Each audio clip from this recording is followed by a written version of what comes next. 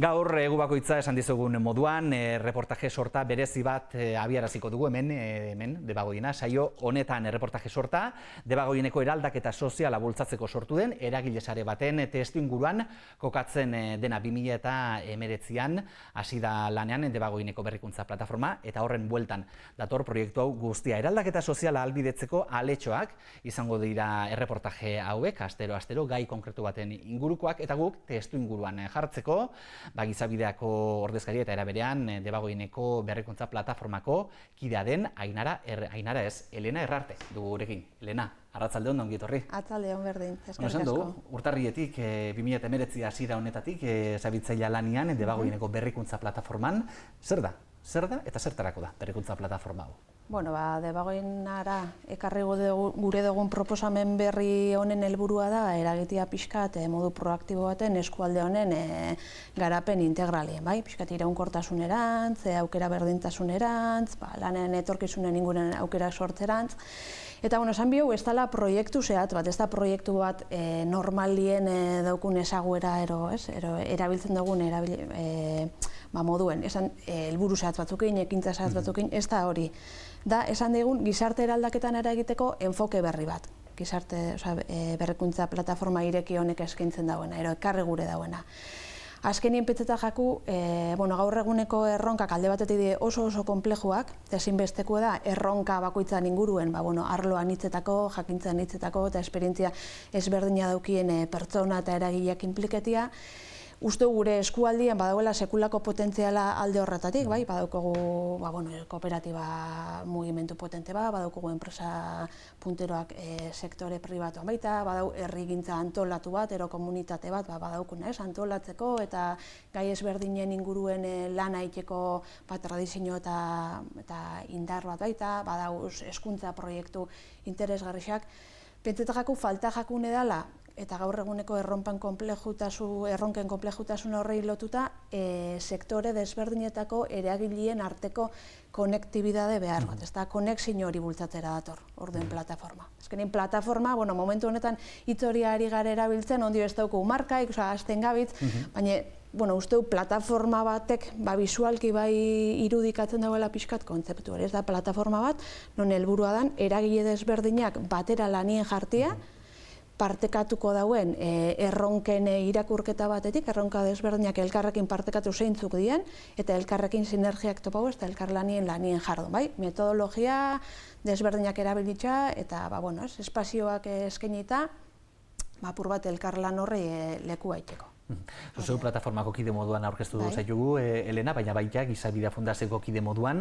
Izan behar hainbat eragile, hainbat herritar, hainbat mugimendu dauz plataforma horren gainen esan digun, ez da? Bai. Azkenien esaten nabilen bezala, hemen gako importanti izango da eskualdeko eragile eta herritar desberdinak elkarrekin lanien jartie. Gure erronka landuguran gabitzen hori da, sektor desberdinetako eragileek inpliketi historia honetan, ez da? Momentu honetan, ari gare hau trakzionetan esain dugun, lehengoko urratxet honetara, integrau die hainbat eragile, tartien dago emun, goiena bera baita daut artien, saiolan, unibertsidadie, ari gare baita udaletxiek eta bestelako erabakitze gune batzuetara eta erakarreguran, baina aurrera begira, honek bokazioa dauko guztiz izenak berak esaten moruen oso ireki izetekua, nahi dugu kolektibo mota desberdinak honetan inplikauta egotia, eta nahi dugu bereziki kolektibo desberdinak eta herritarra sentetzia euren erronkei erantzuna emuteko, hau proposamen interesgarria dala, ez da, balio eskaintzea pixka sektore guztiei. Urte hasieratik lanian, momentu honetan, zein puntutan, esan geke dauela, zuk esan duzuna trakzio fase horretan martxa hartzen, jendia batzen, nola bai? Hori da, nik uste dut bi gauza, bildo azpimarratuko nituzke zentzu horretan. Alde batetik, sare ekintza horretan ari gare, ez da, sarea egiten ari gare, jentiekin bana-bana bertatik bertara proiektu aurkezten, euren erronkak identifiketan, eurak honetara konektetako interesgune horri zeintzuk izan aldien identifiketan, eta bereziki hori, eskualdearen erronka horreik benetan zeintzu dien jakitzen. Eta hori egiten dugu, guk entzutea deitzen dutzagun diagnostiko enfoke baten bitartez, gizarte erronken oinarte, eta guztot hau sektore desberdinetan partekatuko dela, erabili zen ditugu apur bat hurbilpen, apur bat objektiboak eta bai pentseta jaku importantia dela, nahi badugu gizartien erronka irantzutie oso ondo ulertzia gizartiek berak, gure herritarrak, eta herritarrak esate dutenien, izen leke, Fagorrekakotaian lanien da bien pertsona bat, ero alkate bat, ero etorri berri dan ez dakite etorkin bat, ero jubilatu bat, ero adin eta ezaugarri eta jatorri ezberdinetako pertsona horrik, ze gizarte die norbanako pilo bat, benetan euren bizipena zein den erronka horrenkiko, euren eguneroko keskak zeintzu dien, euren ilusinuak nunda zen, hori pentsetako oso ondo ulertzea importantea dela, bai? Diagnostiko hori egiten hasi gare, eta lehenengoko urratxetan gaz, bai. Eta herritar horrek, gizartia osatzen da binen norbanako horrek, noiz igarriko daue, hau martxan dagoela, noiz igarriko daue, zela igarriko daue?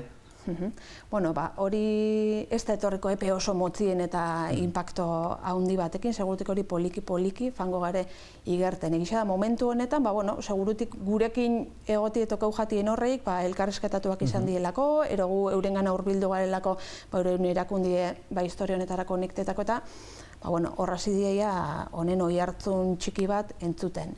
Gero diagnostiko honetatik urrengoko fasera pasauko gare udazken partien ero, eta horri asmoa daukoguna da, erronken inguruko diagnostiko horretatik identifiketia zeintzu dien, herritarren dako importantiek dien erronka horiek, eta hasiko gareia, geixo ekintzara hurbiltzen, soluzioak sortzen apur bat herritarrokin batera, eta horraziko gareia gauza tangibliauak, ero materialauak, ero proiektu formaruntzutu diesen ideiak hori egiten. Baina, ondion, minik eta udazken erarte, segurutik ez da izango hori. Baina bokazin hori behintzat badako, ekintzetara pasatzeko bokazin hori askotan, hainbat proiektukin, hainbat egitasmokin gertatzen dena da, igual, hausnarketa fase horretan, edo teorizazio fase horretan gertatzen dela, baina ez egunerokoan. Kasu honetan baina hori da. Bai, honi dauko bokazin oso potente bat ekintzarako, ez da?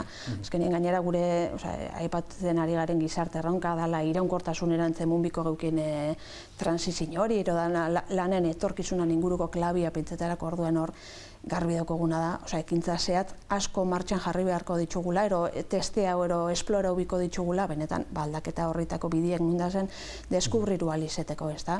Orduan, asmue da, ero epe ertain batera jarriko die martxan ekimen desberdinak, eta gaina maila ezberdinetan impactetako, egongo die ekintza komunitarixuak, egongo di eskala handixau bateko ekintzak, egongo di igual zerbitzu publiko berri batzuk diseinetia helburu edukiko dagoen prototipuak, eta orduan, bai ikusiko da honen oi hartzuna, leku desberdinetan. Gaur hasiko dugu, erreportaje sorta, gaur emitituko dugu lehenengua.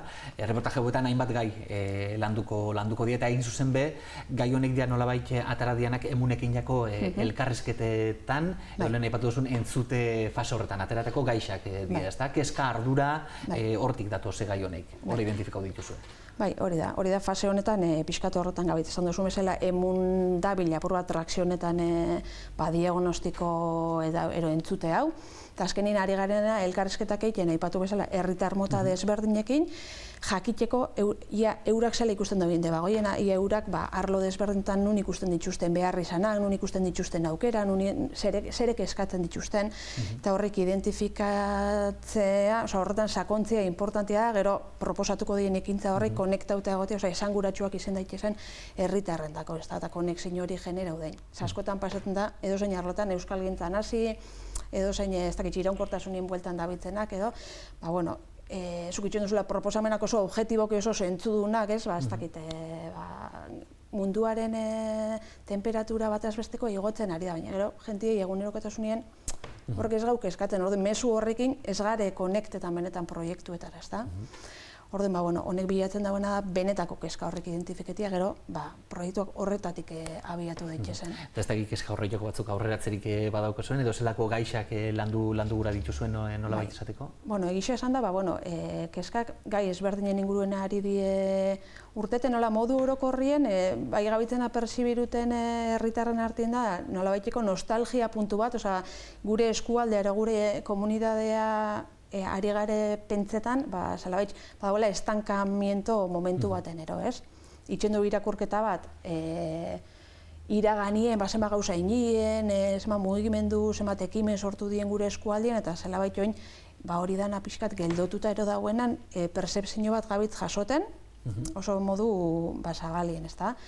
Gero ja tematika, rollo nostalgiko puntu bat daukena, ezta? Zalantza daukaguna ia dan hori realidad, ez da bien ez... Edo ja gizaki modu ondako noitura hori beti atzekoa bestera batera ikusteko, ezta? Hori da, ez dakigundan hori, oso autoexigentia gaela eta baloretan dugula hortik gertatzen ari dana gaur, ero benetan hori da, hor indaga ubiko da pixka gehiago.